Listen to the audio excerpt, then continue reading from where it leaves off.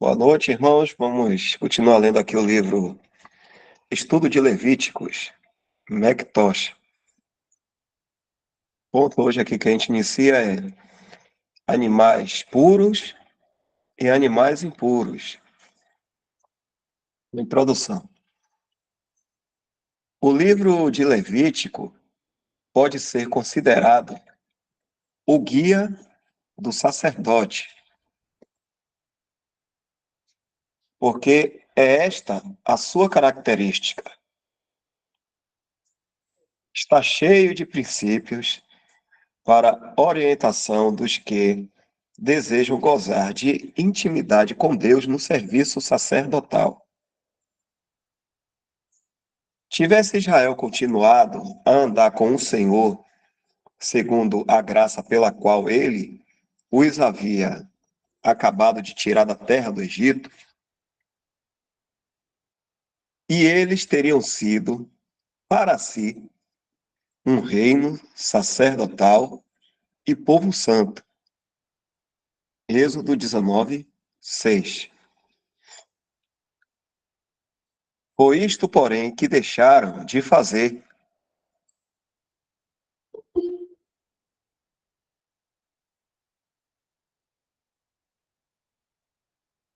Afastaram-se, colocaram-se debaixo da lei e não puderam cumpri-la. Por isso, o Senhor teve de eleger determinada tribo, e dessa tribo, uma certa família. E dessa família, determinado homem. E a esse homem e seus filhos foi dado o elevado privilégio de se aproximarem de Deus como sacerdotes.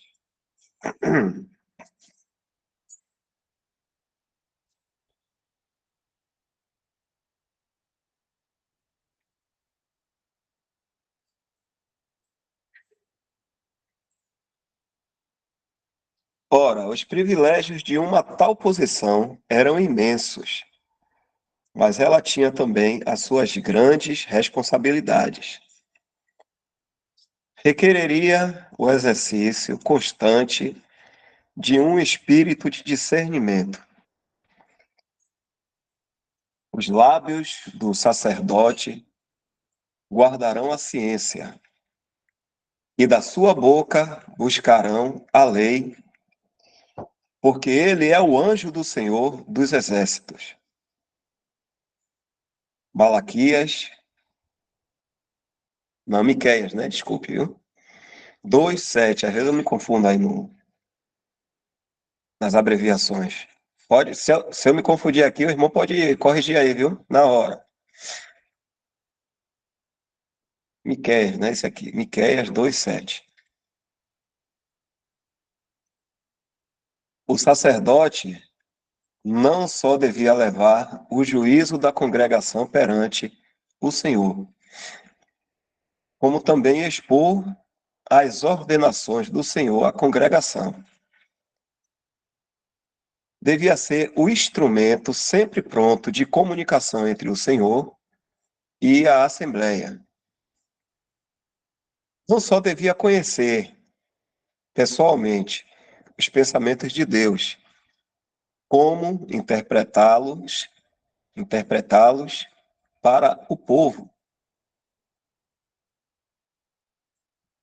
Tudo isto requeriria, naturalmente, uma vigilância contínua, uma atenção permanente e um estudo constante das páginas inspiradas, a fim de assimilar até ao íntimo da sua alma todos os preceitos, juízos, estatutos, leis, mandamentos e ordenações do Senhor, Deus de Israel, de forma a poder instruir a congregação nas coisas que deviam ser feitas.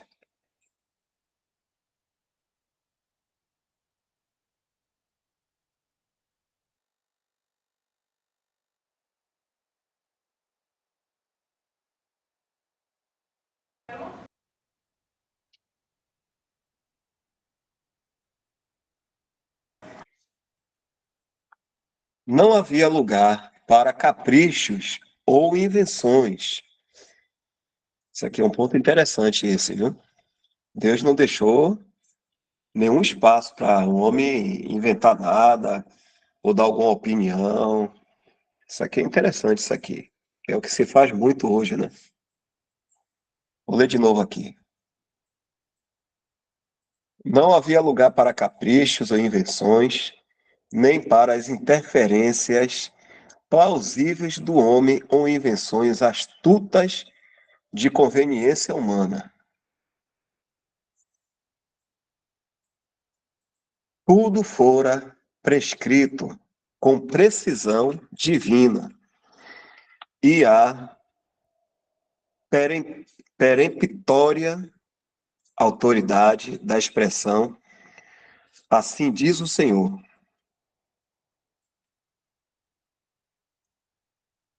Minuciosos como eram os pormenores dos sacrifícios, ritos e cerimônias, não foi deixado lugar para a imaginação do homem, nem sequer lhe era permitido decidir qual a espécie de sacrifício que se devia oferecer em qualquer ocasião, nem de que maneira devia apresentar-se esse sacrifício. O Senhor havia previsto tudo.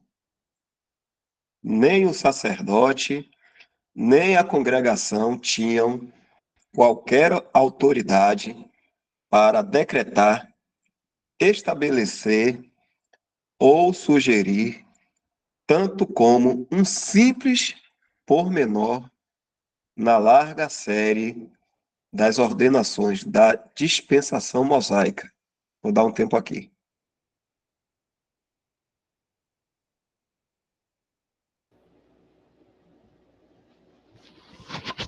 Depois desse parágrafo mais abaixo, tem o que aí? Ah, tá. Queria só comentar o seguinte com os irmãos e irmãs, né?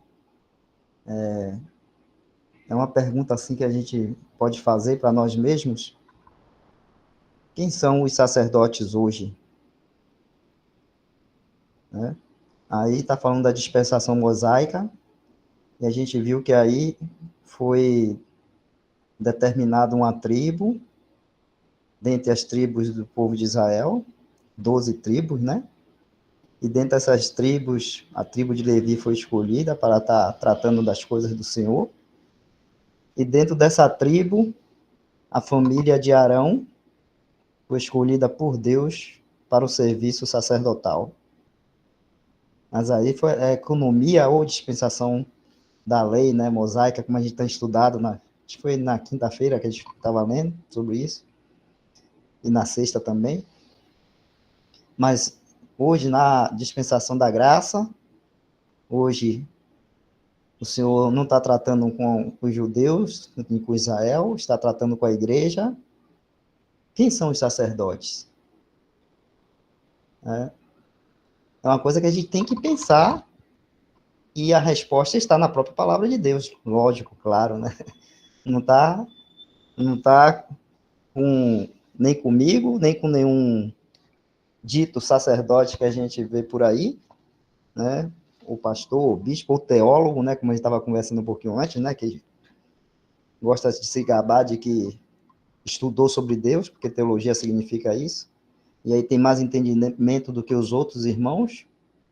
Não, não está. A resposta não está com essas pessoas.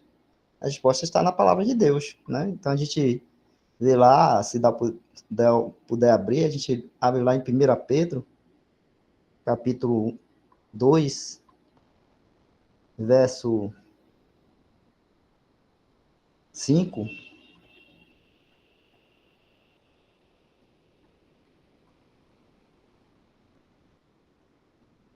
Então, a palavra está bem A gente sabe, né, que Pedro é o apóstolo foi chamado apóstolo dos judeus, né, dos israelitas, vamos dizer assim, dos judeus, e Paulo o apóstolo dos gentios.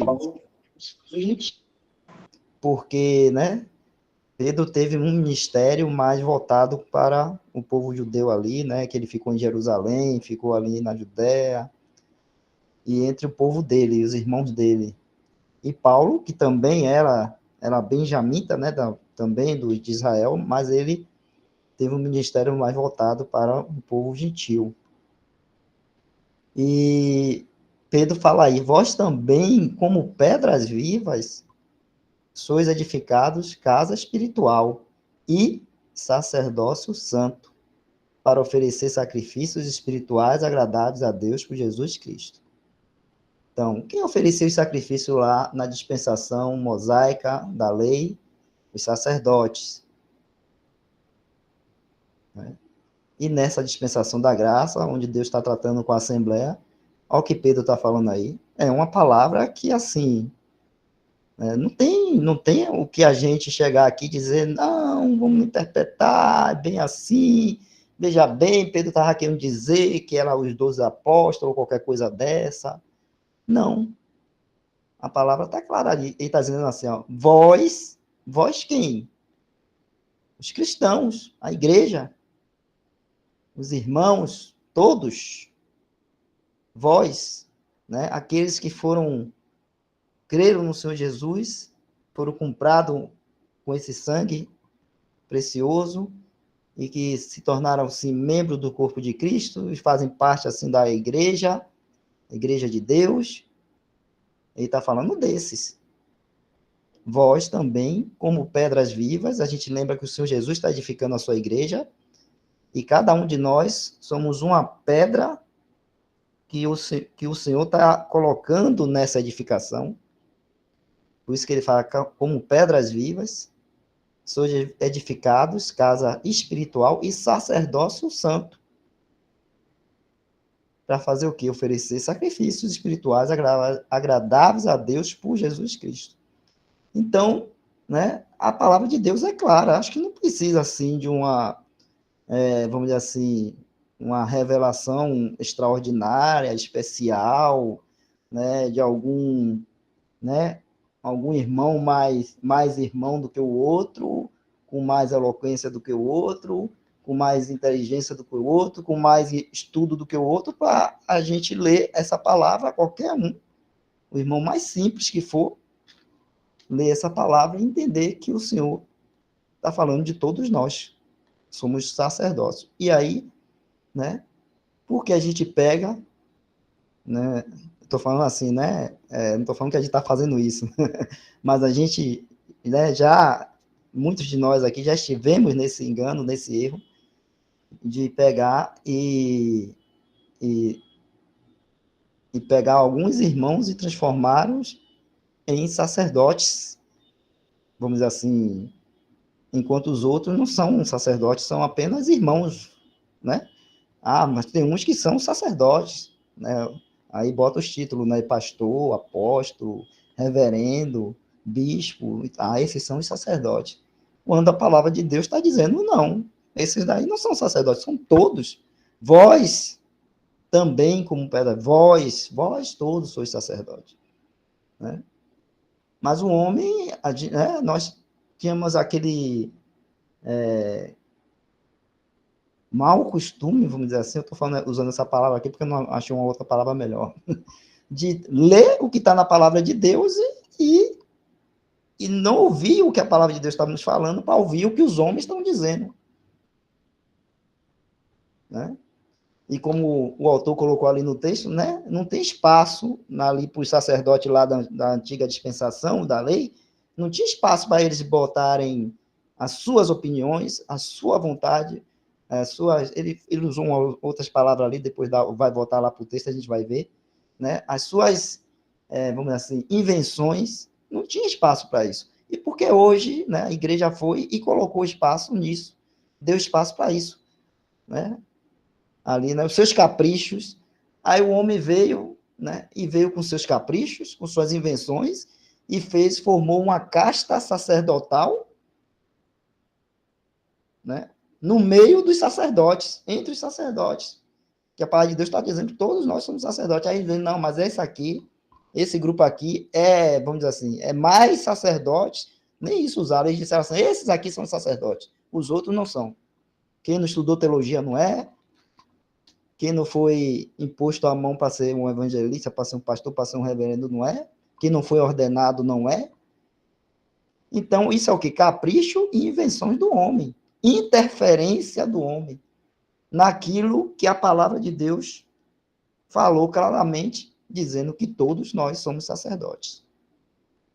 Então, isso é uma coisa solene para a gente pensar, porque tem muito mais assuntos na palavra, né, que falam diretamente assim, e que a cristandade aí fora, e esses homens que querem tomar a preeminência e tomar a frente e ter seguidores, falam o contrário do que a palavra está dizendo.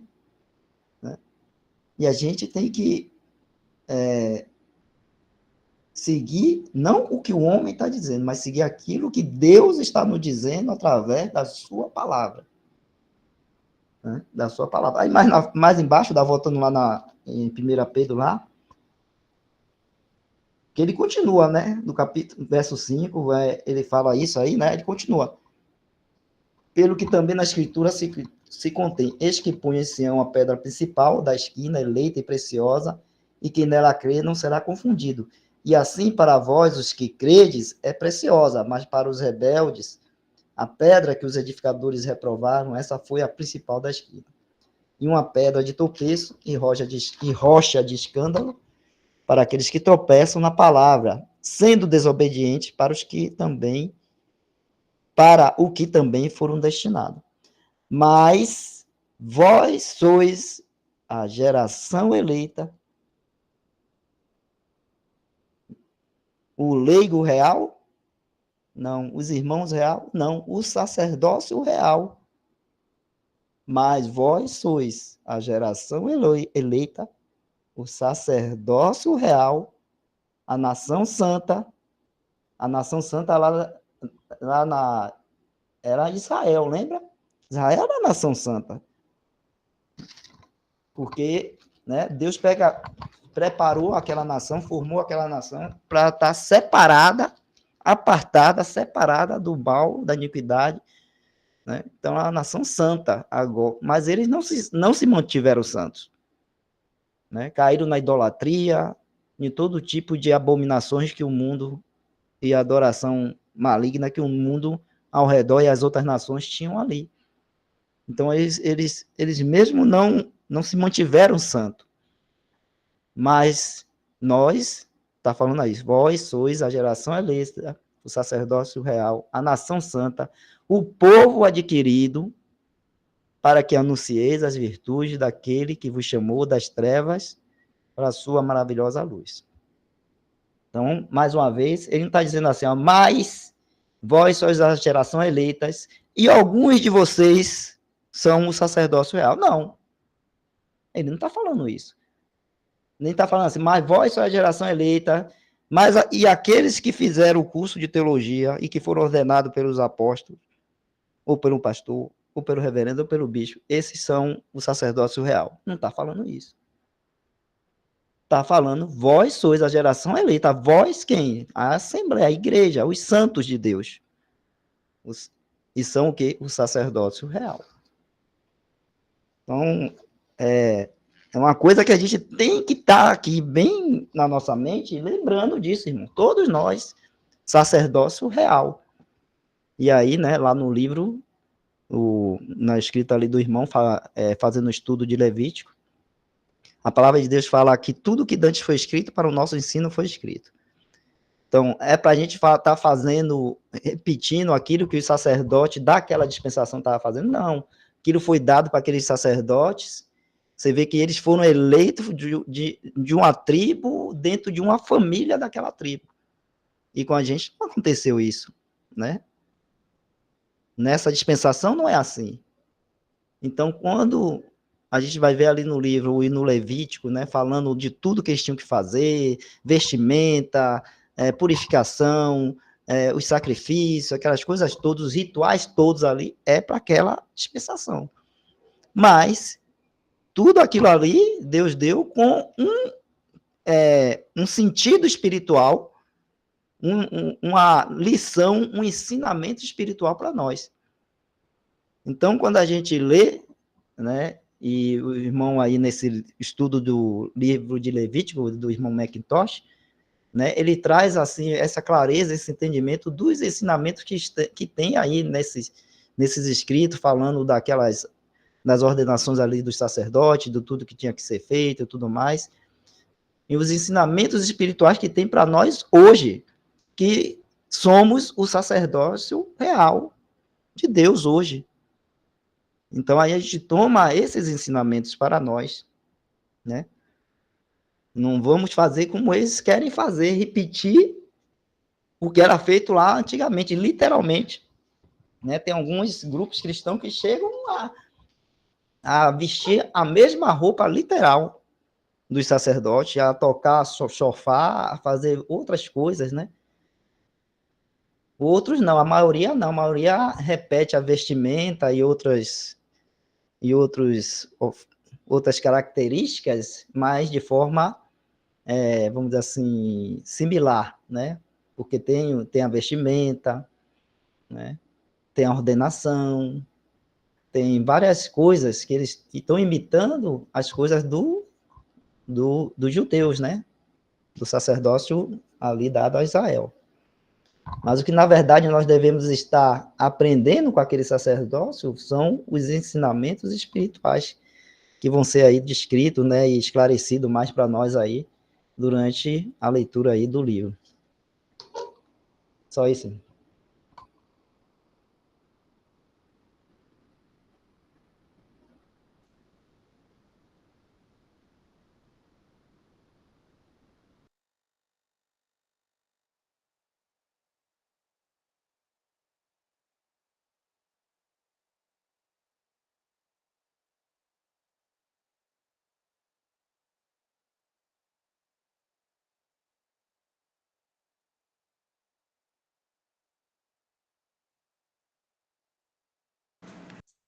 Vamos continuar. Lembrando que o que o Ed está falando aí é para todos os crentes, tanto homens como mulheres, irmãos e irmãs. Embora esteja dizendo assim sacerdote, a palavra fala sacerdócio, o reino sacerdotal. Mas é tanto para homens e mulheres, irmãos e irmãs, todas foram constituídos hoje, todos que creem, um sacerdócio.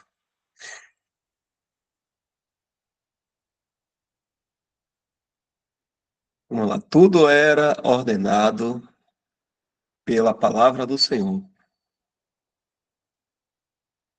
Um homem só tinha de obedecer. Para o coração obediente, isto constituía uma misericórdia indizível. É absolutamente impossível dar o valor devido ao privilégio de podermos recorrer à palavra de Deus e encontrar nela, dia a dia, instruções completas sobre todos os pormenores respeitantes à fé e ao nosso serviço. Tudo o que necessitamos é uma vontade submissa, um espírito humilde e um coração sincero. O livro que Deus deu para nos guiarmos é tão completo como podíamos desejar. Nada mais precisamos. Imaginar, ainda que seja por momentos, quer alguma coisa pode ser acrescentada pela sabedoria humana, constitui um insulto feito ao cânone sagrado.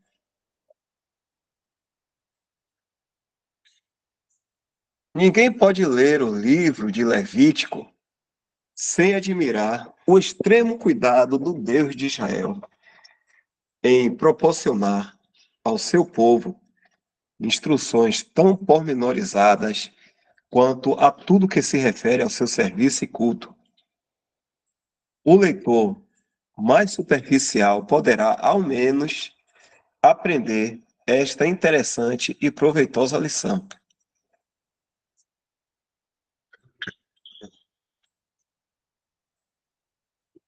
Atualmente, mais do que em qualquer outra época, é necessário fazer chegar esta lição aos ouvidos da igreja.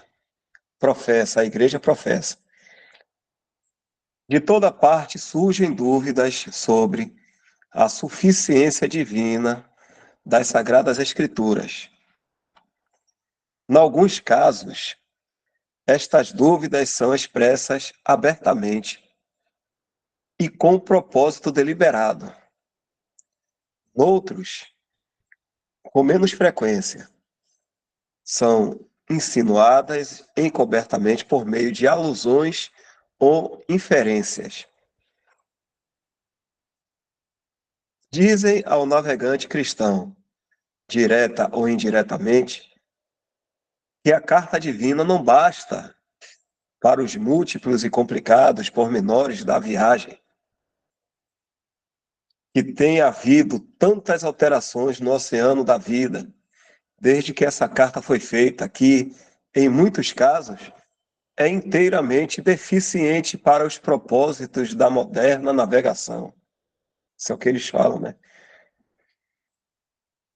Já, só rapidamente, como eu já vi, talvez outros já ouviram também, pessoas dizerem que porque a Bíblia foi escrita por homem, então tem muita falha, tem muita coisa, então tem que consertar um monte de coisa, tal, até o irmão Mário, ele tem o que respondi, né, falando sobre isso também aí. Então, hoje em dia dizem que não é suficiente, tanto sim existe, como é que se fala aí, ah, lá na Católica, os apócrifos, né? Não é suficiente, não. E aí as conversas são uma por cima da outra, sempre ao contrário do que a Bíblia é realmente para o cristão, que é o guia perfeito para o cristão. Se a gente quiser saber do pensamento de Deus, se a gente quiser, para a nossa vida também, agradar a Deus, tudo está nas páginas da Bíblia. Tipo aqui. Dizem-lhes que as correntes, marés, costas, canais e praias desse oceano são totalmente diferentes agora do que eram há alguns séculos, e que, por conseguinte, temos de recorrer ao auxílio que a moderna navegação dispensa, a fim de suprir as deficiências da velha carta, a qual admitem de fato ter sido perfeita para a época em que foi escrita. O nosso veemente desejo é que o leitor cristão possa, com clareza e decisão, opor-se a este grave insulto feito ao livro inspirado, do qual cada linha procede do coração do Pai e foi escrita por homens inspirados por Deus, Espírito Santo. Desejamos que possa contestar esse insulto, quer ele se apresente sob a forma de uma audaz blasfêmia ou sob uma astuciosa e plausível inferência. Seja qual for o disfarce com que se apresente, deve a sua origem ao inimigo de Cristo, e é o inimigo da Bíblia e inimigo da alma. Eu creio que quando o irmão está falando aqui desses dois pontos, né, ele se apresente como uma blasfêmia, ou uma coisa ou astuciosamente plausível, inferência, ele deve estar falando de algo, tanto ela se apresente, esses insultos aí, a respeito da Bíblia, ela se apresente de uma forma aberrante, bem clara mesmo, uma coisa meio aberrante, bem na lata, ou de uma maneira muito sutil, com uma linguagem assim, como se fosse algo de sabedoria, a gente deve rejeitar. A gente deve ter em nossa mente, no nosso coração, que a palavra de Deus, ela é infalível. Ela é infalível. Ela é viva. A palavra de Deus é viva e é eficaz. Fale o homem o que ele quiser. A gente não deve acatar nada além disso aí. Que a Bíblia é a palavra de Deus. Continua aqui. Se algum comentário tiver aí, pode interromper. Se na verdade a palavra de Deus não fosse suficiente, então, em que situação ficaríamos? Para onde nós voltaríamos? A quem nos dirigíamos pedindo socorro se o livro do nosso Pai fosse, de algum modo, defeituoso? Deus diz que o seu livro pode instruir-nos perfeitamente para toda boa obra, 2 Timóteo 3,17. O homem diz: não, há muitas coisas sobre as quais a Bíblia não se pronuncia e que todavia precisamos de saber. Em quem devemos crer? Em Deus ou nos homens?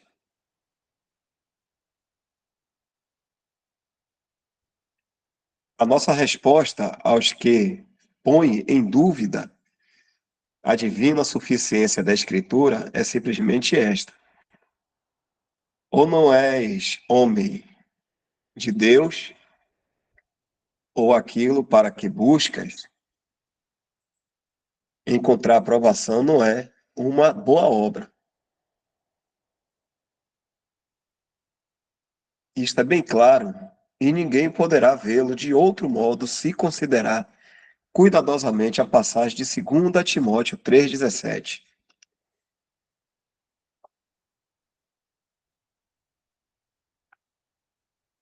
Vamos lá nessa passagem, né? Já que foi citada aqui 2 vezes.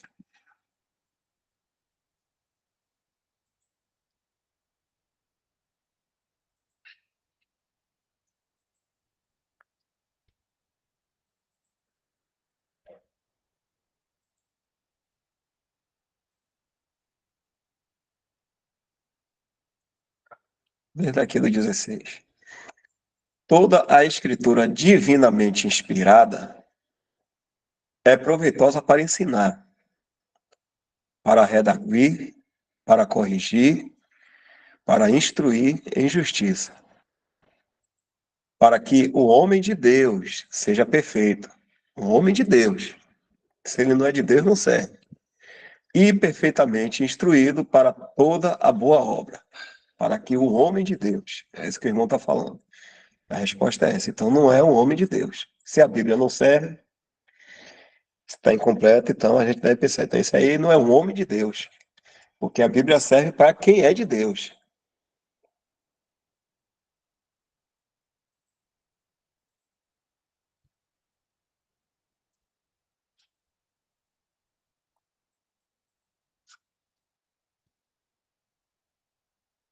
Ó, se tivéssemos um sentimento mais profundo da plenitude, da majestade e da autoridade da palavra de Deus, temos absoluta necessidade de ser fortificados neste ponto. Precisamos de um sentimento profundo, vigoroso e constante da autoridade suprema do cânone sagrado e da sua completa suficiência para todos os tempos, climas e posições, para todos os estados pessoais, sociais, eclesiásticos, de modo a podermos restituir a todos os esforços, desculpe, de modo a podermos resistir a todos os esforços que o inimigo faz para depreciar este inestimável tesouro. Que os nossos corações compreendam mais do espírito destas palavras do salmista. A tua palavra é a verdade, desde o princípio.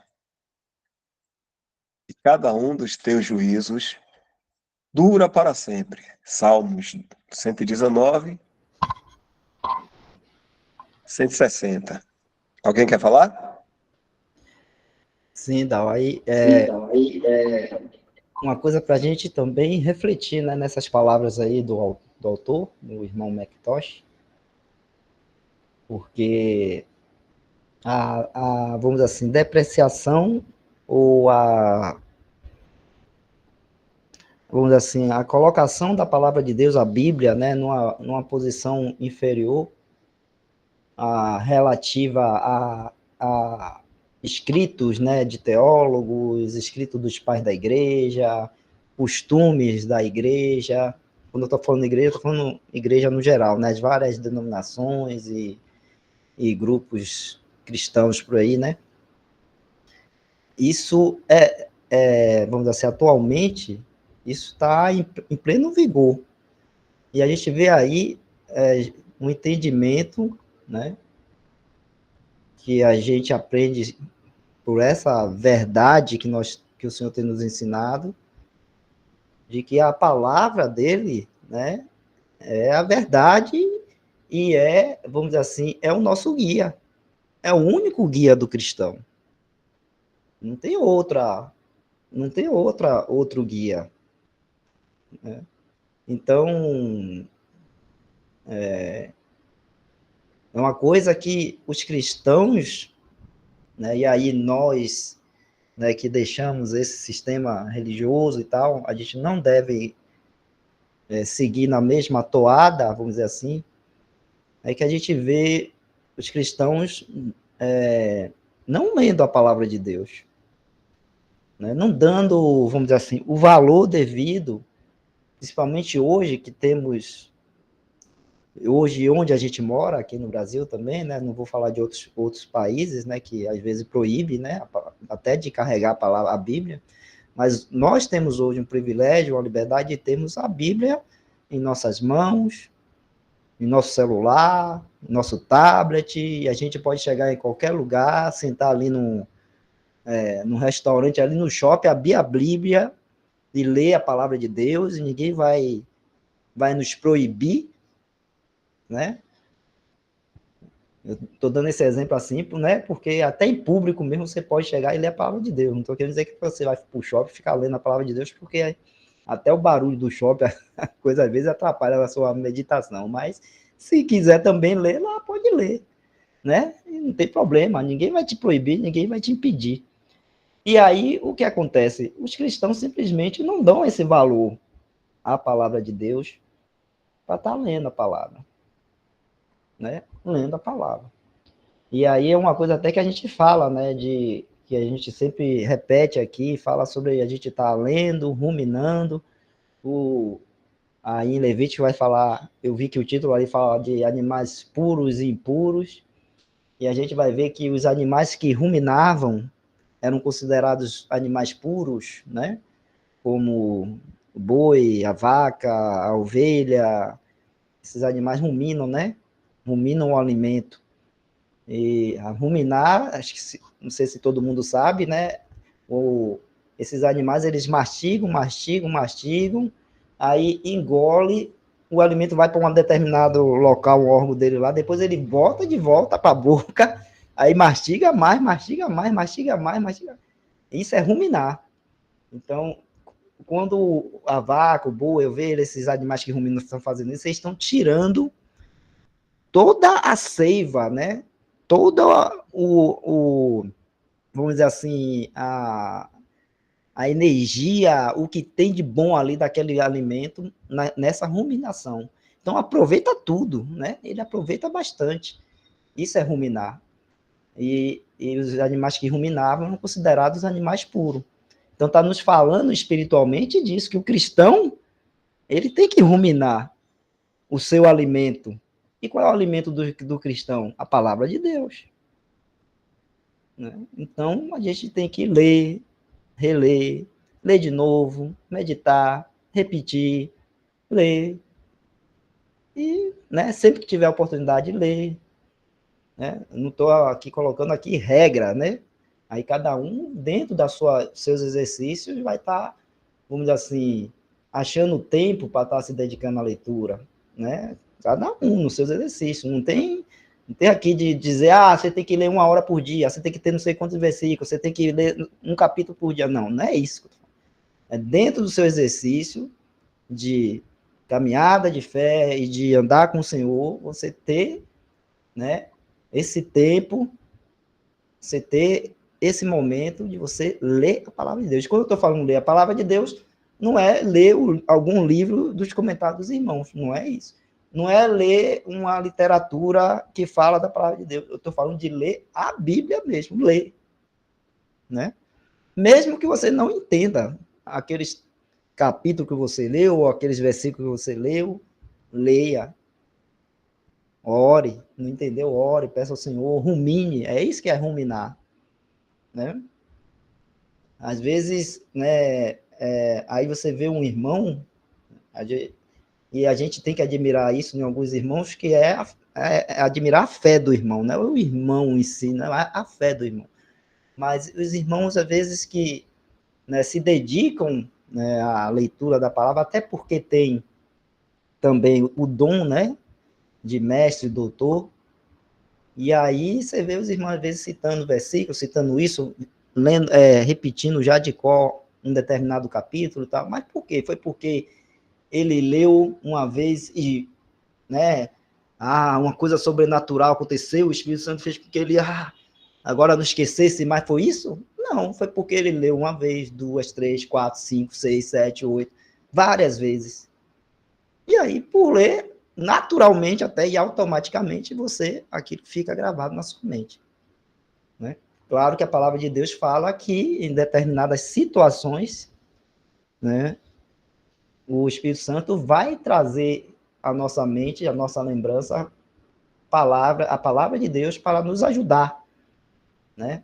Para nos ajudar. Eu também não estou falando disso, estou falando de, né, que quando você, vamos dizer assim, rumina a palavra de Deus, naturalmente você vai lembrar de versículos, de capítulos, né, onde está determinada palavra e tudo mais. Mesmo que você não saiba exatamente o capítulo, o versículo, mas você diz, está mais ou menos em tal lugar, está em tal livro. Aí você vai lá, procura, acha. Mas tem que ter esse ruminar da palavra de Deus, o que está faltando hoje muito na cristandade. Primeiro, não dá o valor devido à palavra de Deus, então fica escutando mais a palavra de homens, ou escrito de homens, e não vai na palavra de Deus para checar se está de acordo com a palavra de Deus, porque dá mais valor a palavra de homens e os escritos dos homens. De novo, né? Voltando de novo ao curso de teologia, vamos dizer assim, só lembrando de novo, né? Não dá valor devido à palavra de Deus, que ela sim teria que tá acima disso, né? E segundo, os cristãos, né, não leem. Bota a palavra debaixo, bota a Bíblia debaixo do sovaco, e a Bíblia fica suvacada só de sovaco só, né? Bota aqui debaixo do sovaco, vai para a igreja, senta, canta louvor e faz um bocado de coisa, pula, grita, grita. Eu acho que não abre nem na hora que o pastor vai ler lá da pregar, às vezes. Nem na hora que vai pregar, porque ele já vai abrir, já vai ler, e para que eu vou abrir aqui? Né? Então, são os cristãos hoje em dia, são os cristãos da Bíblia debaixo do sovaco. Né? Aí vai para a igreja, quando volta, larga a Bíblia lá e a Bíblia lá, continua fechada. Então, né? Mas tem que ler a palavra de Deus. Tem que ler. Isso, né, se chama ruminar. né? E aí, de novo, só repetindo, não vou dar aqui, né? A gente não está aqui querendo dizer assim, determinar uma regra ou uma lei, não, nada disso, né? Cada um, na sua dedicação às coisas do Senhor, vai ter o seu tempo, né, para ler na palavra, como também nós separamos tempo para a oração, né? Como nós também separamos tempo para estar com os irmãos, né? E aí vai. Só isso não. É rapidinho, irmãos. João 17, 7. Aliás, João 17, 17. Vai corroborar com esse salmo aí. E é interessante porque o mundo jaz no maligno, né? Ele é o pai da mentira. Então, no mundo da mentira, e a verdade, né, é muito importante. Comprar a verdade. E a gente vai ver aí no Salmo falando sobre a palavra, né, que é a verdade. Vamos ver também na oração do Senhor lá em João 17 e 17. Santifica-os na verdade. Ele orando aí pelos discípulos, né? Santifica-os na verdade. A tua palavra é a verdade. Ou seja, o Senhor já previu o que iria acontecer, né? Então ele já está aí já chamando a atenção, e essa oração é para que eles fossem santificados na verdade, né? E ele vai continuar assim: como tu me enviaste ao mundo, também eu vos enviei ao mundo, e por eles me santifico a mim mesmo, para que também eles sejam santificados na verdade. Versículo 19. Até o 20 também é interessante. Eu não rogo somente por eles, mas também por aqueles que pela sua palavra hão de crer em mim. Então, olha, a gente viu num salmo lá falando sobre isso, sobre a palavra que é a verdade, e a gente vê o Senhor aqui orando, né, e pedindo que o Pai o santificasse na verdade, porque a palavra é a verdade. Então, se um mundo que é só mentira, se você compra a verdade, não deve vendê-la, né? Acho que está em Provérbios isso, né? Quem compra a verdade não deve vendê-la, né? Deve ficar com a verdade. Então, irmãos, se compramos essa verdade, por assim dizer, né, não vamos vendê-la, não vamos trocá-la por nada. Ela é inegociável.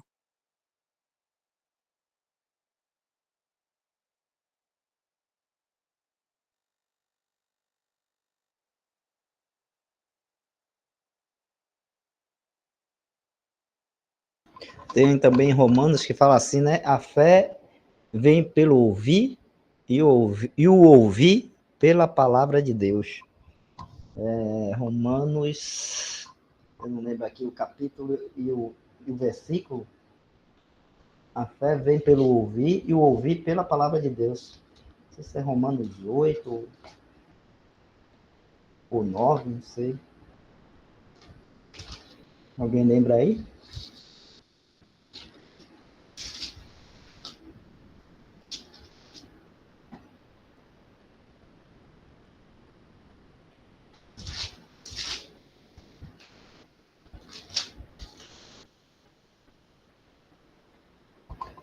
Romanos 10, 17, Dal. Só lembrando aí desse versículo também, né? Fala aí da palavra de Deus, né?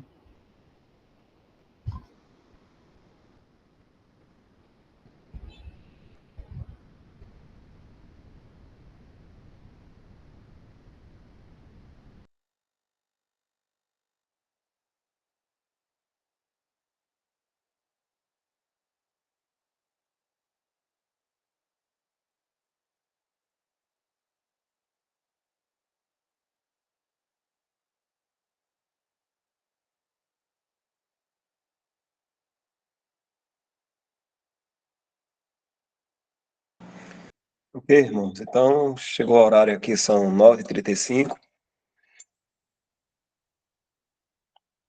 Um assunto muito bom, né, para crente. Isso é para crente, né? E para nós que somos de Deus.